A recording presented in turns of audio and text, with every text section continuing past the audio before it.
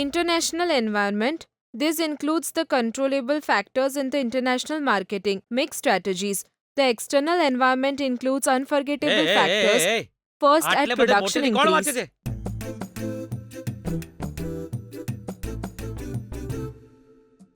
એ સુશીલા, યા તારી દીકરીને કહી દે, એના વાંચવાને કારણે મારા કાનના પડદા ફાટી ગયા. કે જરા ધીરેથી વાંચે. એ ભણે છે અને એ બાબતે હું નહીં ટોકું. એને જેમ ફાવે વાંચવા દો. ઓહો, એટલે કે એનું વાંચવાનું પૂરું ના થાય ત્યાં સુધી મારું સુવાનું શરૂ નહીં થાય. તકલીફ હોય તો જઈને કહો ને. External environment includes unforgettable factors. આ બધું શું છે ગીતા?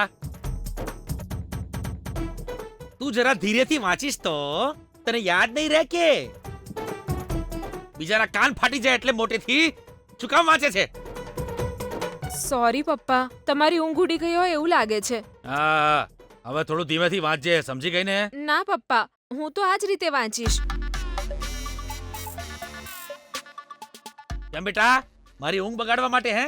હું તો રોજ કોલેજ જાઉં છું. હું તો રોજ ભણું છું.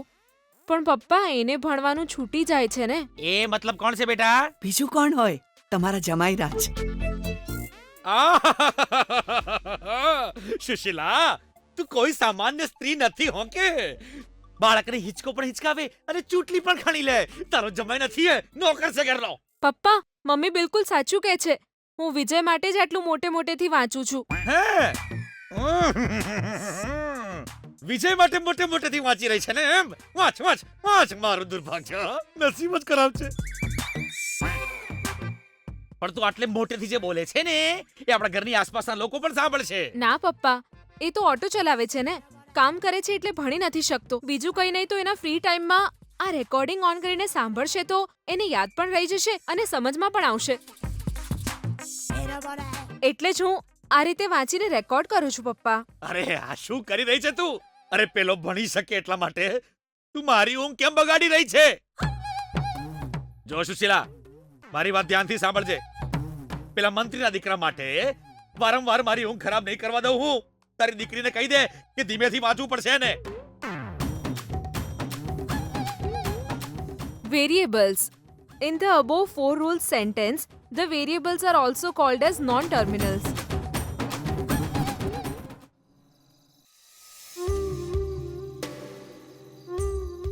અરે વિજય, તું અહીં કેમ બેઠો છે યાર?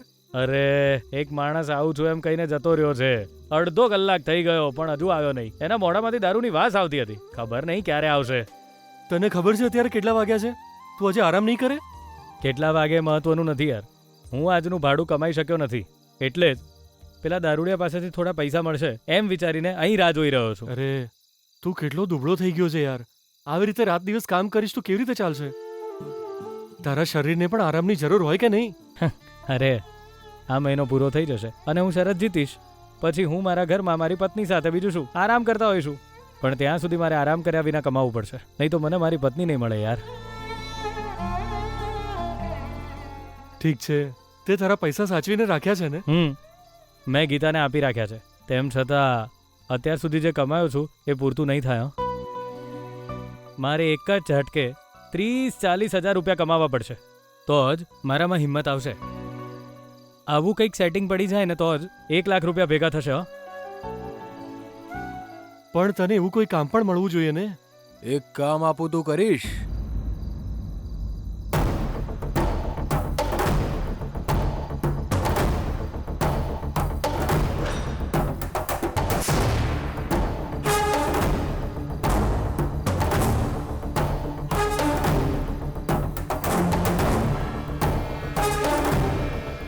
બોલ ભાઈ, તને બહુ પૈસા મળશે.